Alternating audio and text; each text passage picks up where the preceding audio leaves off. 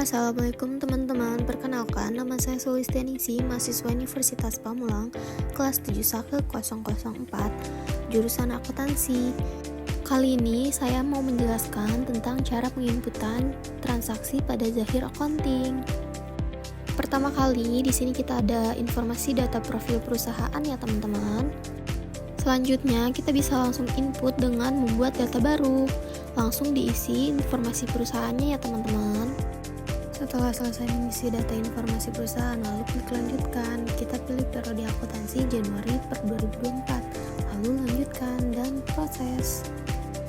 Setelah itu muncul pilihan bidang usaha, lalu kita pilih perdagangan umum ya teman-teman, lalu klik lanjutkan.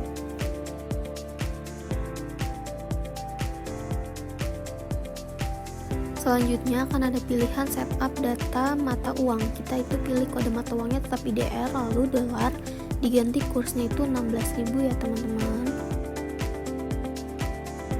Setelah selesai semua prosesnya, lanjut mengisi saldo awal. Yang pertama ini ada neraca saldo, langsung kita input untuk saldo awal akun ya teman-teman. Langkah selanjutnya kita pilih setting saldo awal akun, lalu kita isi sesuai dengan neraca saldo ya teman-teman. Jika sudah selesai mengisi saldo akun, selanjutnya mengisi saldo awal piutang dan hutang. Sebelum itu, kita juga harus membuat data customer dan juga supplier terlebih dahulu. Cara membuat data customer dan supplier, yang pertama klik data-data lalu data alamat, lalu add baru dan masukkan data customer sesuai dengan data yang tersedia. Setelah itu, menginput data supplier, kita tinggal ganti tipenya saja menjadi vendor. Jika sudah selesai mengisi data customer dan vendor, dilanjutkan untuk mengisi saldo awal akun piutang dan hutang.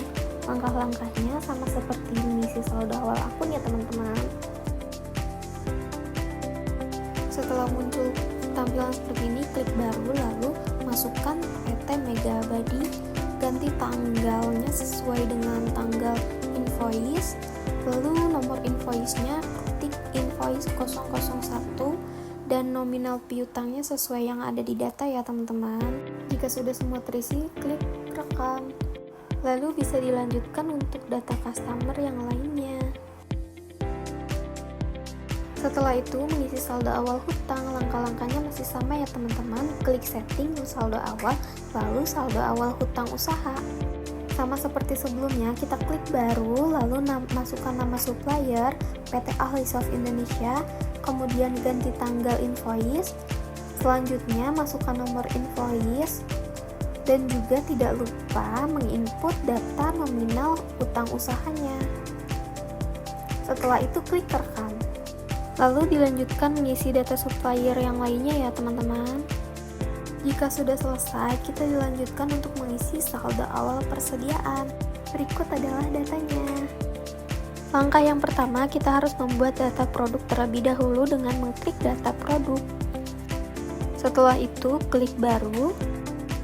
Lalu bisa diinput produknya sesuai dengan data yang ada.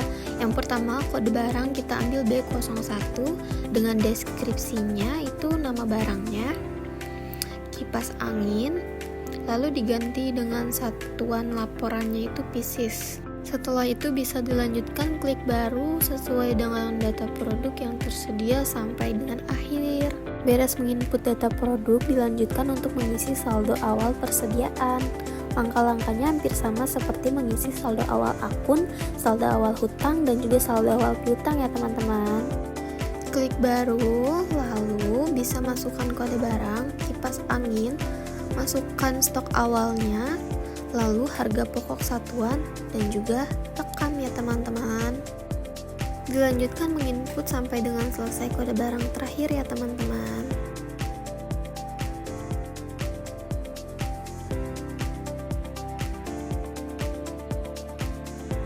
Nah, sekarang sudah masuk ke soal nih. Untuk soal yang pertama, pada tanggal 7 Januari 2024 diterima pembayaran atas piutang dari PT Mega Abadi sebesar 750.000 secara tunai. Lalu untuk soal yang kedua, pada tanggal 17 Januari dibayar hutang kepada PT Meranti Subur sebesar 1.250.000 secara tunai melalui bank. Untuk pembahasan soal yang pertama, kita klik penjualan, lalu pembayaran piutang usaha, klik baru. Setelah itu akun kasnya diganti dengan kas dari PT Mega Abadi. Lanjut diganti tanggalnya sesuai dengan tanggal transaksi yaitu 7 Januari 2024. Selanjutnya untuk alokasi dana nomor invoice-nya itu sesuai dengan invoice yang ada. Setelah itu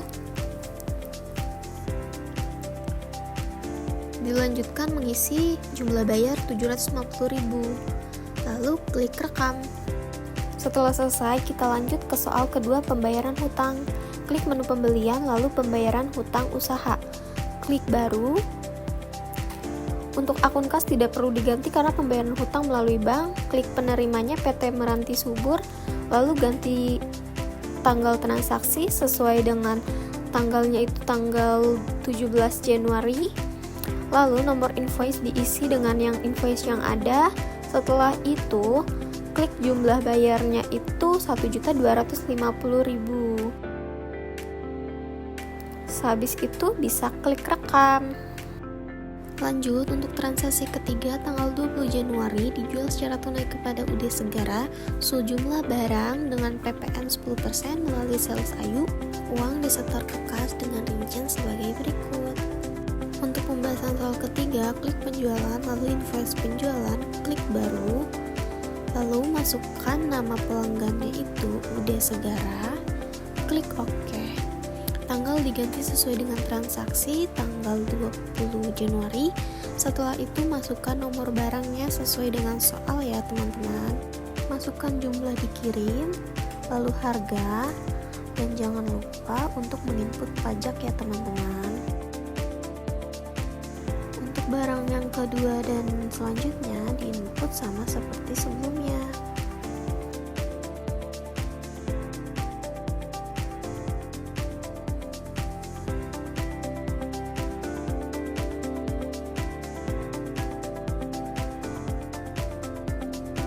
Setelah dipastikan jumlah sudah sesuai, lalu bisa klik rekam.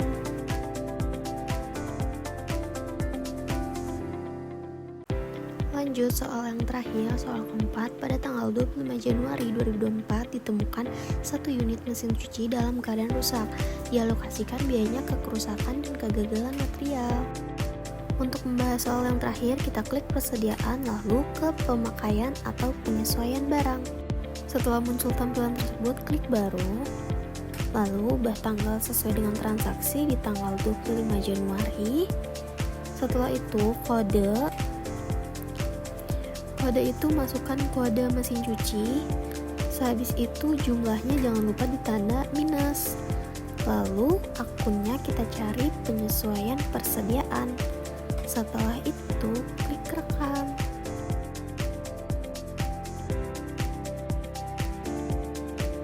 Sekian pemaparan materi dari saya, kurang lebihnya mohon maaf, semoga ilmunya bermanfaat. Terima kasih teman-teman.